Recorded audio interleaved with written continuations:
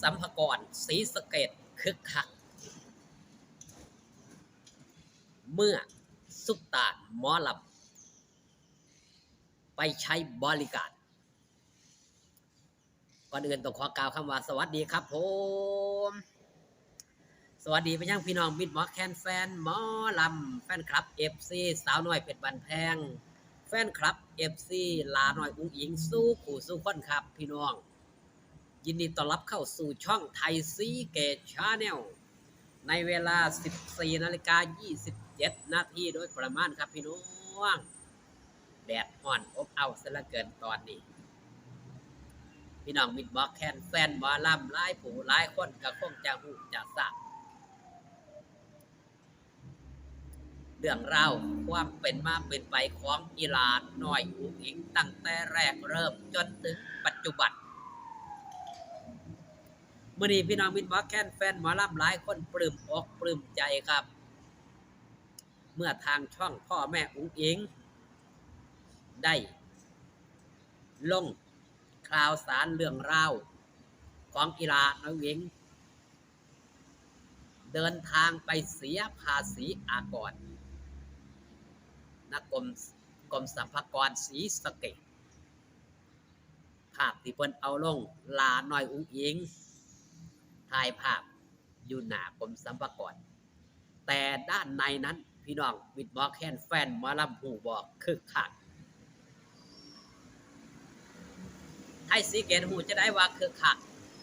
พี่น้องมิตรหมอแคนแฟนหมอลำเขาไปเบิ่งทางช่องศรีสะเกษสร้างบ้านแอปว่าเปิ่นถ่ายคลิปเรียวทางด้านเจ้าหน้าที่กรมสรรพากรตื่นเต้นพากันมาหุ่มขอถ่ายรูปกับหลานน้อยอุ้งอิงเห็นบ่ครับคนดังความเด่นความดังความปังของอีหลาน้อยอุ้งอิงไม่เสียภาษีเพราะเอกได้โพสต์ว่าคนไทยเห็นบ่ต้องเสียภาษีบ่นี่คือตัวอย่างครับธรรมดาหลายผู้หลายคนสามารถที่จะเอียงครับมอบอำนาจให้ผู้ใดไปเสียก็ได้นั่นอาจจะเป็นคนอื่นแต่อุ้งอิงต้องลงมือทำเองเพราะยังครับครอบครัวหลานน้อยอุ้งอิงเป็นคนที่ใสซื่อบริสุทธิ์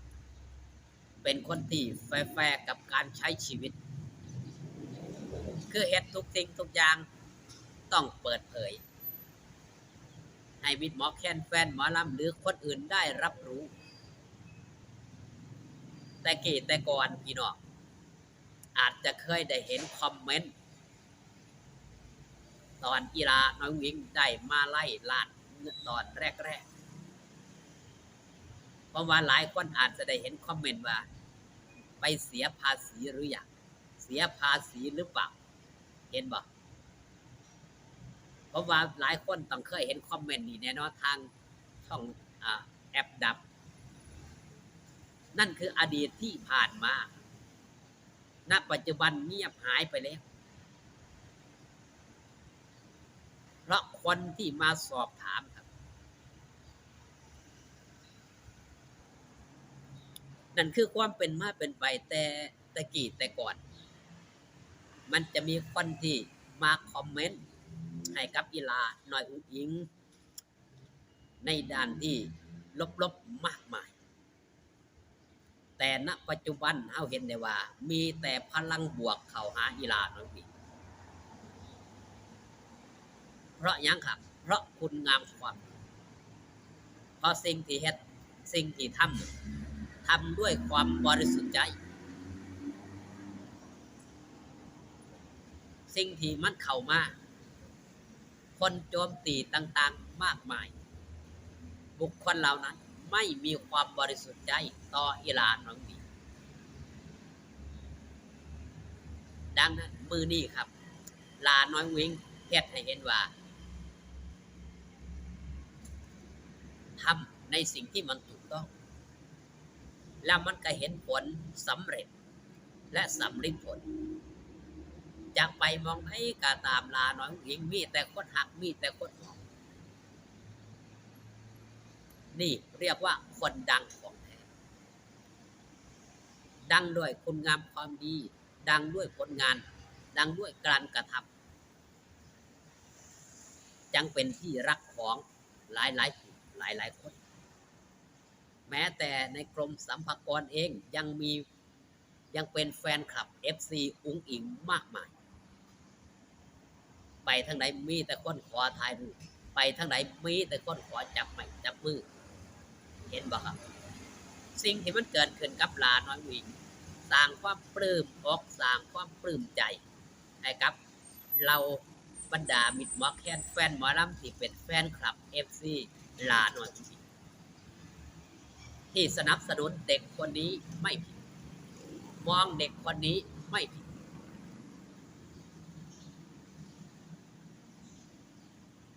คือสิ่งที่เห็นเฮาเห็นกับกีฬาน้องหญิง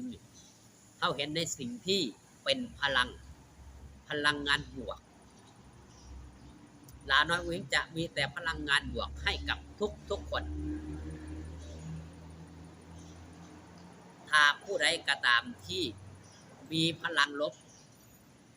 ให้กับหลาน้อยบุคคลคนนั้นก็จะไม่มีโอกาสได้อยู่ใกล้กีฬานี้ได้สัมผัสการเมื่อคิดไม่ดีตอนแรกผลงานยังบอกประจักษ์ผลของการกระทำหรือผลของกรรมยังไม่สำลิดผลยังอยู่ได้แมนบอกครับถ้าคนคิดดีกับหลาน้อยวิงอยู่ได้ยาวๆแต่ถ้าคนคิดว่าดีกับอีหลาน้อยวิงเป็นอันมีอันเป็นไปต้องมีอันเป็นไปต้องแยกย้ายถ่ายเทเพื่อความเหมาะสมลาน้อยวิงหลายคนบอกว่ามีคนคุ้มครองมีคนที่ปกป้องรักษาใครที่คิดไม่ดีคนนั้นเดือดร้อนคนนั้นต้องมีอัน